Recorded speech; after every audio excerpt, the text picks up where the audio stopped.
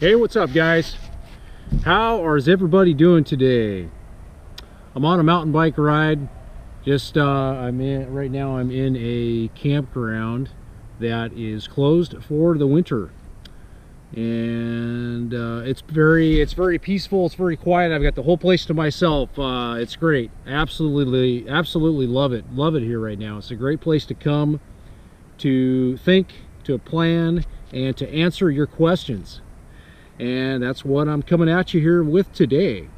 So had a question here, and the question is, do you have a backup plan if your truck breaks down and you have no way to call for help? So that's a great question, and that question brings me back to a couple of years ago when I was up in Northern California on the Bigfoot Highway. I think it's Highway 96. It goes all the way up to Happy Camp and kind of comes back around back out to I-5 again. And the whole mileage wise, gosh, I think I calculated it was almost approximately, I think, 250 miles. If you forgive me guys, I don't remember all the exact roads and everything, but if you come off of the main road that intersects that begins the Highway 96. Geez, I wish I had a map or something in front of me here. I could be a little bit more specific. But that whole connection between I-5 and the other connector road, it's roughly about 250 miles, and there are no spur roads that go off of it. It's a very remote area, and I had no cell coverage at all. I could not make a phone call. It was not a place I would like to have broken down or had an issue with the truck. I certainly wouldn't want to be up in that area in fire season, because you can really get locked in. But back to your question, do I have a backup plan for the truck if it breaks down, or if to be able to make a phone call? So in that particular situation, in that particular situation, no, I was pretty much relying on the faith that I have in my truck, in the mechanical ability of my truck. I know my truck really well. I take really good care of it, the maintenance and stuff, but even with that being said, anything can happen. And I have another little story that I'll share about, just the absolute worst thing that can happen. I guess I'll just talk about that right now. I've got a good friend of mine, and he was headed back north from Arizona back to Oregon, and I think it was his harmonic balancer went out on his truck. Harmonic balancer, how often does that happen? I mean, it's kind of like one of these, very slim chances of it happening, and well, it happened, and it was a big deal, and he was down for probably, I think, at least a week, and he had a whole bunch of problems getting parts to repair it. He had to drive into California. Anyways, he broke down in the middle of nowhere out in Nevada. Quite a long ways from a major area or major city. Well, luckily he had, they were traveling, there was another vehicle that was traveling with them, and that, basically kind of saved the day as far as going to get help.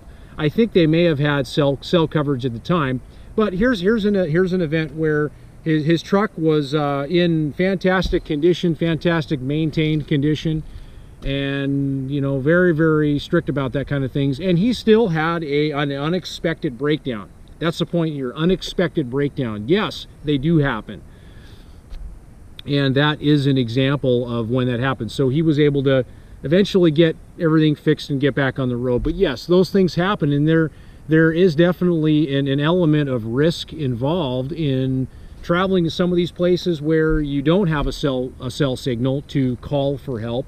There definitely is going to be an element of risk with that. So and then of course I think that the other part of it is, if you do have a breakdown, what's going to be tested is how resourceful you are. You're basically going to have to ask for help. You're going to have to get help. And for some of you, that bothers you, I guess. You want everything to be figured out. You want there to be no you know, no problems whatsoever. Well, I mean, in a perfect world, that is a perfect world, but we don't live in a perfect world. We live in reality, and the reality is nothing's guaranteed, and we don't know what could happen. And that's part of, you know, part of the fun of what I personally enjoy about traveling is, you know, I look forward to, if there is something that happens, knock on wood, I have been very, very fortunate and grateful for, you know, my travels that I've had, you know, my trips that I've taken and stuff. I haven't had to deal with any major emergencies to speak of. Maybe I would have a little bit of a different take on it if I did, but I haven't had to deal with anything. But yeah, you do have to, part of traveling and being adventurous in your life, it doesn't matter what you're doing, you have to deal with whatever emerges, and being resourceful is going to be how you're going to solve the problems that you have. You know, your ability to ask questions, your ability to think differently, your ability to solve problems, right? That's how, you know, how you're going to get around all of this. But yes, that was the most remote area that I was in at that time that I didn't have cell coverage, and it was not an area that I think I would want to break down. I mean, and you know, a breakdown, or you know, have a robbery or whatever. You know, there's towing insurance and that kind of a thing. You know, I don't carry towing insurance. I kind of take the you know, just, I'm going to deal with it on my own approach. And, you know, for better or for worse right now, I have the finances to cover some unexpected costs, you know, like a towing bill that would happen. But that's just my approach right now. And yeah, you know, from what I hear, towing insurance is pretty cheap. And, you know, some people absolutely swear by it.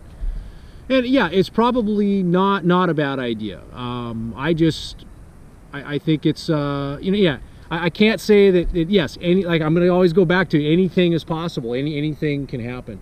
So to wrap it up, you know, what is my plan? Well, my plan is to deal with what emerges.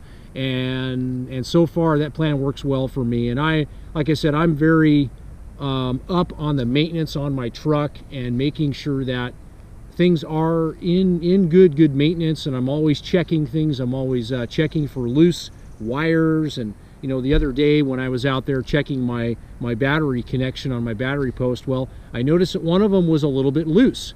And this is not the first time this has happened. It's happened again, and I ended up double nutting the post on the top of the battery connection to make it a more solid connection. So you know, checking your electrical connections and checking your grounds all of the time, checking your equipment, you know, getting underneath your vehicle and grabbing hold of the tie rod and, you know, moving it in and moving it out, and, you know, going in and checking your wheels, you know, doing what's called on commercial vehicles a pre-trip inspection. Those type of things can really save you, and it doesn't matter what vehicle you have. You know, do a shakedown on it and check things out. You know, look for problems and try to eliminate problems. You know, that's the best thing that you can do. But yeah, but doing a pre-trip inspection can definitely eliminate. But yes, there's always going to be that time where these unexpected things happen, like my buddy's harmonic balancer going out on his pickup truck.